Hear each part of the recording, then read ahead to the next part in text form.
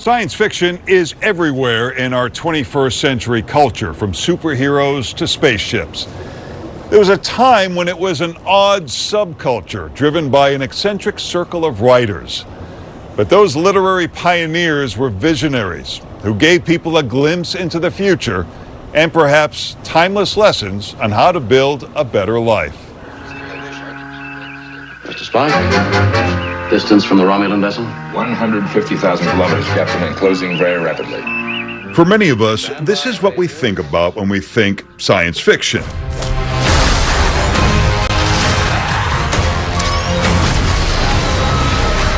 Today, it's more mainstream. Now it's everywhere, right? Now almost every hit movie, a lot of TV series have elements of science fiction or fantasy. Hello, my name is Mark S. And in some cases, more subtle, like the popular streaming series Severance, where there are no monsters or lasers. Good morning. Hi, Mr. Milchek. Mark, could I have a word? It grapples with more abstract themes like identity or memory.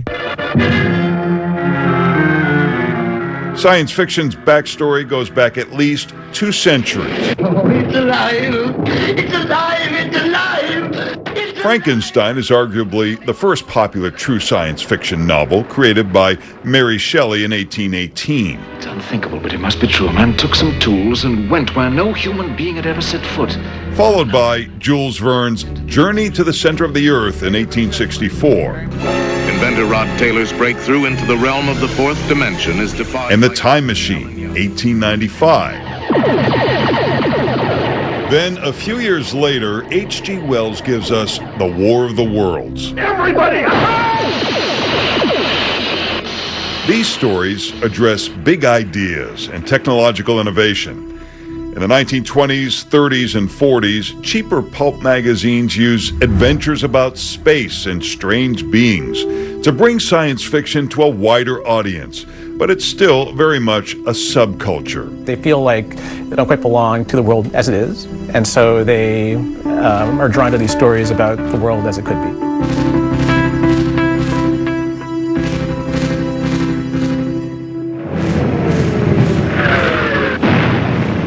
World War, economic hardship. The world of science fiction may be a bit of an escape for teens seeking space adventures, but the stories also offer hope.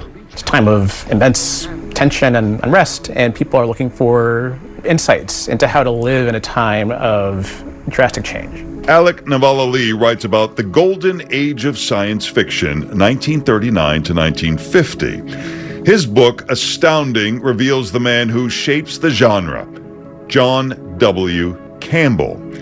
His name may not be as familiar as Isaac Asimov, Robert Heinlein, Arthur C. Clarke, or Ray Bradbury, but Campbell does give us a story you may know.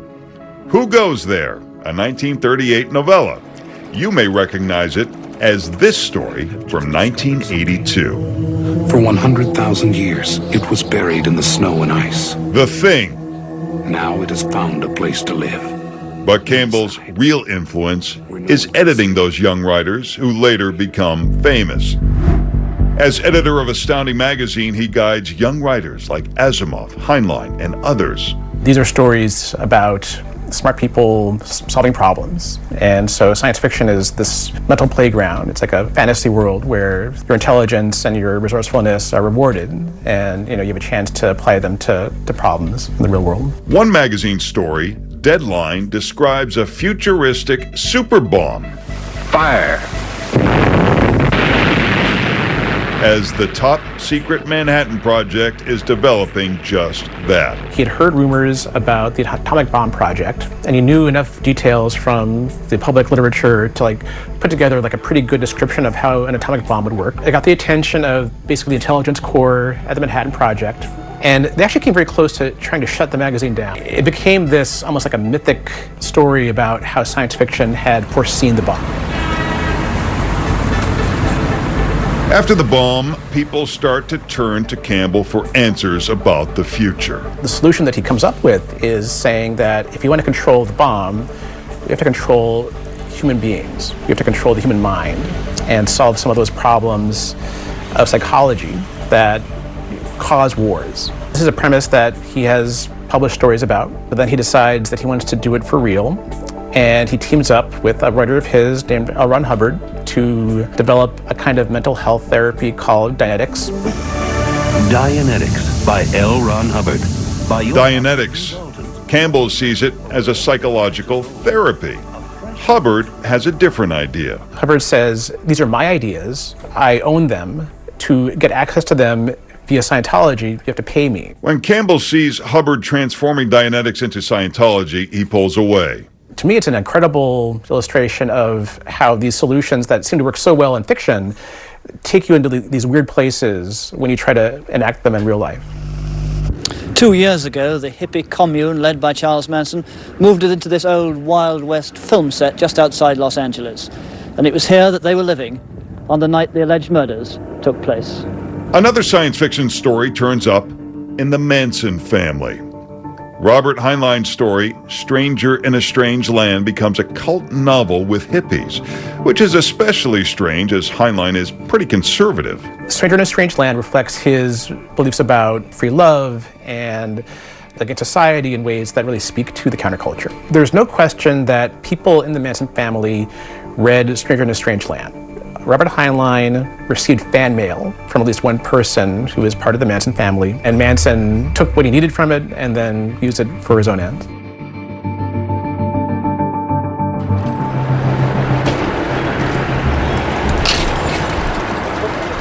No science fiction writer is more prolific than Isaac Asimov.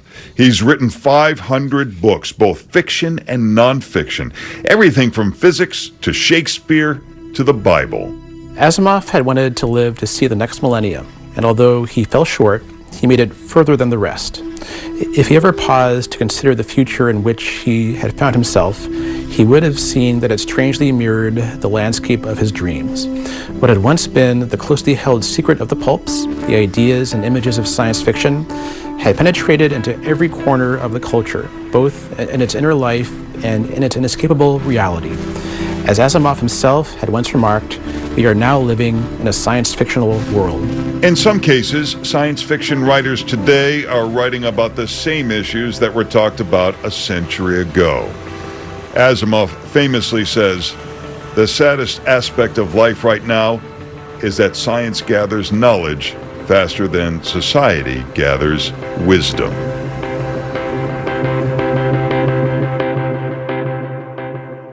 Alec Navala Lee's book about the golden age of science fiction is titled Astounding.